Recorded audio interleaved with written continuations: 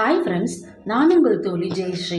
இன்றைய காணொளியில் பாட்டி சொன்ன கதை என்ற புத்தகத்திலிருந்து ஒரு குட்டி கதை பார்ப்போமா?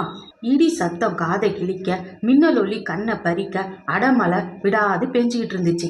வெறிச்சோடி கடந்த சாலையில் ஒரு பேருந்து மட்டும் ஆட்களை ஃபுல்லாக நிரப்பிக்கிட்டு போயிட்டு இருந்துச்சு.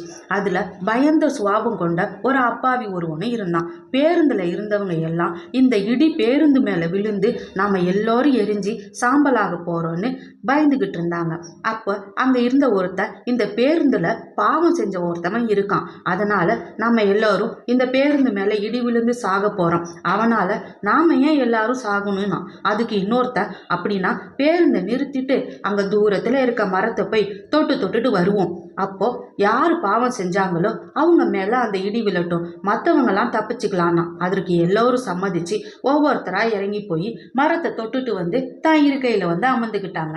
நான் பாவம் செய்யலன்னு பெருமூச்சு விட்டுட்டாங்க. கடைசியா அந்த அப்பாவி மட்டும் பயந்துகிட்டே எழுந்திருக்காம உட்காந்துருந்தான். இதை பார்த்த மற்றவங்கெல்லாம், அப்படின்னா நீ தான் பாவம் செஞ்சிருக்க போல இருக்கு, ஒன்னால நாங்கள்லாம் சாக முடியாது அப்படின்ட்டு அவனை கட்டாயப்படுத்தி இறக்கி விட்டுட்டாங்க.